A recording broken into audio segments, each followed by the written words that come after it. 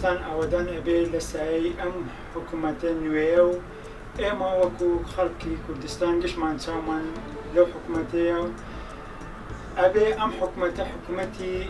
فەقیر بێ، ئەم حکوومەتە باوکی فەقیر بێ، ئەم حکوومەتە باوکی شەهیدان بێ، ئەم حکوومەتە ببێتە بنەمایەک ئیتر بۆ چەسپاندنی کوردستانێکی ئارام و دەوڵەتێکی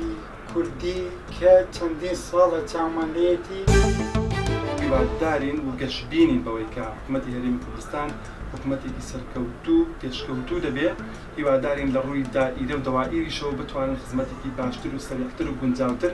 بە خەڵکی خۆیان بکەن و حکوومەتێکی سیستەماتیکی و دادپەروەری بێت. هیوادارم